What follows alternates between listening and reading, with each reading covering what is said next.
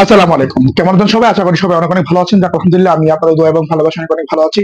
তো রুমি ভাইয়ের পেজের পক্ষ থেকে আজকে আবার নতুন আরেকটি ভিডিও আপনাদের সামনে নিয়ে এলাম। আজকে ভিডিওটি হচ্ছে গতকাল রাতে টি-টোয়েন্টি বিশ্বকাপের 2024 সালের যে ফাইনাল ম্যাচটি হয়ে গেল আফ্রিকা এবং দক্ষিণ আফ্রিকা এবং ভারতের মধ্যকার সেই ম্যাচের কিছু বিষয় নিয়ে আপনাদের সাথে কথা বলবো। প্রথমে বলে রাখি যে সাউথ আফ্রিকা প্রথমবারের মতো তাদের চৌকাশ জপবাদ সেমিফাইনালে হেরে যাওয়া সেই চৌকাশ জপবাদটা কাটিয়ে ফাইনালে উত্তীর্ণ হয় এবং আহ, অনেক তাদের দেশবাসী এবং আমরা অনেকেই ক্রিকেট দর্শকরা তারা অনেকে প্রত্যাশা করেছিল যে এইবার মনে হয় দক্ষিণ আফ্রিকা চোকার্স অবাধ বুঝিয়ে তাদের একটা কোনো বৈশ্বিক কোনো আইসিসি ক্রিকেটের কোনো ইভেন্টে তারা হয়তো বা কোনো একটা ট্রফি নিয়ে নিবে এবং তারা কিন্তু কোনো ম্যাচে কিন্তু হারে নাই এবং অপরাজয় থেকে তারা কিন্তু ফাইনালে উঠে গেছে।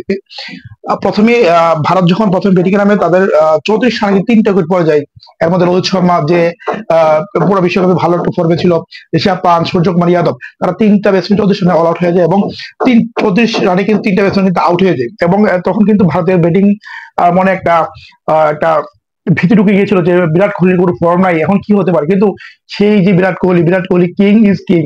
সে আসলে এরা বিরাট কোহলি বড় ম্যাচের প্লেয়ার, বিগ ম্যাচের প্লেয়ার, এটা বলার কোনো অপেক্ষা রাখে না। সে কিন্তু দুর্দান্ত একটা ইনিংস খেললেন। আপনার অক্সফোর্ড প্যাটেলকে নিয়ে অক্সফোর্ড প্যাটেল একদিকে মেরে ফেলছিলেন 31 বল 37 রানের একটা ইনিংস খেলে অলসভাবে রান করতে গিয়ে অলসভাবে তিনি নিজে নিজে আউট হয়ে গেলেন। আর অপর প্রান্তে বিরাট কোহলি আটকে রেখে কিন্তু সে কিন্তু এক পর্যায়ে কিন্তু 59 বলে 76 রানের একটা কার্যকরী ইনিংস খেলে শেষ পর্যন্ত ক্যাচে আউট হয়ে যায়।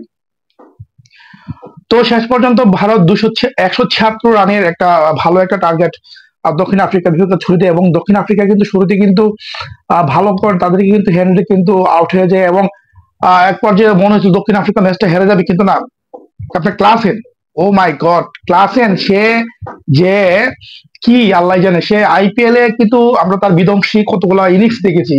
সেম মানে আমার মনে হচ্ছে ওই আইপিএল এর যে একটা তার যে একটা কার্যকরী যে ইনিংস খেলার যে একটা প্রবণতা সেটা কিন্তু সে কিন্তু গতকাল কিন্তু দেখিয়ে দিয়েছিল। মানে এক পর্যায়ে ম্যাচটা একবারে দক্ষিণ আফ্রিকার তখন একটা সময়ের ব্যাপার ছিল, যে মানে সময়ের ব্যাপার যে তারা ট্রফিটা হাতে ধরবে, চুমু খাবে। শেষ 30 বলে দরকার ছিল 31 রান। ব্যাটিং এ ছিল ক্লাসেন এবং আপনার ডেভিড মিলার। স্বাভাবিক ক্লাসেন 50 করে ব্যাটিং আছেন, ডেভিড মিলার ভালো করতেছেন। তো বলে বলে রান নিলেই কিন্তু খেলাটা কিন্তু শেষ হয়ে যাবে। কিন্তু রোহিত শর্মা হার্দিক পান্ডিয়াকে বল করতে নিয়ে আসলে হার্দিক পান্ডিয়া এসে কি করলো, ক্লাস উইকেটটা নিয়ে নিল। এই যে তাদের মনের ভিতর, আফ্রিকার মনের ভিতরে একটা ভয় ঢুকে গেল ক্লাসেনের পরে রানি আসেন জাসপ্রীত বুমরা। ও মাই গড, আমার মনে হচ্ছে এই মুহূর্তে বিশ্বের মধ্যে টি-টোয়েন্টি মানে শর্ট টি-টোয়েন্টির মধ্যে আমার মনে হয় সবচেয়ে কার্যকরী বলা হচ্ছে জাসপ্রীত বুমরা, এটা কোনো আনডাউটলি। এবং সে কিন্তু দুর্দান্ত কিন্তু বোলিং করেছে এবং শেষ পর্যায়ে কিন্তু আপনার 7 রানে কিন্তু আপনার ভারত কিন্তু ম্যাচটা জয়ী হয়ে যায় এবং আসলে এই ট্রফিটা ভারতের দরকার ছিল, কারণ রোহিত শর্মা এবং বিরাট কোহলি তারা অপশন নিয়ে নিয়েছে টি-টোয়েন্টি থেকে। অফিসিয়ালি তারা ঘোষণা দিয়ে দিয়েছে তারা টি-টোয়েন্টি খেলবেন না। আর বিশেষ করে দক্ষিণ আফ্রিকার প্রতি একটা এক্সপেকটেশন ছিল সবারই, কারণ তারা প্রথমবার ফাইনালে উঠেছে এবং তাদেরকে ট্রফি দরকার ছিল। ডেভিড মিলার, ক্লাসেন, ডিকক, বিশেষ করে ডিকক এরা আসলে শেষ মুহূর্তে চোখের জলে ভাসিয়ে ভারতী ট্রফিটা নিয়ে নিল। এবং আমরা দেখেছি যে হার্দিক পান্ডিয়া যখন আপনার খেলা শেষে যখন সাংবাদিক হিসেবে সাক্ষাৎ দিচ্ছিলেন, তখন যিনি বলটা নিয়ে বল করতে আসতেন তখন নাকি তার চোখে ভাসছিল যে বিগত 6 মাস তার সাথে কি হয়েছে।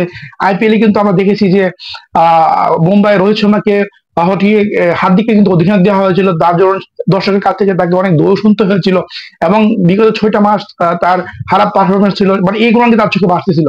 তো শেষ পর্যন্ত এই হার্দিক পান্ডিয়া ক্লাসেনকে আউট করে এবং লাস্ট ডেভিড মিলারকে আউট করে এবং আবার Suryakumar Yadav, what a catch man, what a catch.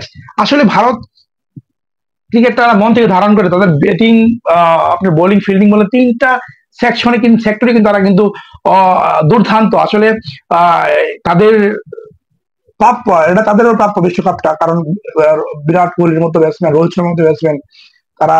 এবং আমার কাছে সবচেয়ে ভালো লাগে তাদের মধ্যে যে একটা সম্পর্ক, বন্ধুত্বপূর্ণ সম্পর্ক। তো দক্ষিণ আফ্রিকার জন্য আসলে খুবই কষ্ট হচ্ছে, কারণ তারা প্রথমবারের মতো কোনো একটা আইসিসি ইভেন্টে ফাইনাল উঠেছিল। দুঃখের বিষয় তারা ফাইনালে নিতে পারে নাই। চোকার চাপের মধ্যে ভেঙে পড়াটা আমরা কিন্তু আবারও দক্ষিণ আফ্রিকার মধ্যে দেখতে পেয়েছি। তো শুভকামনা রইল পরবর্তী নেক্সট টাইমের জন্য। আর ধন্যবাদ সবাইকে, আর রুমি ফলো করে দেবেন। সবাই ভালো থাকবেন। আল্লাহ।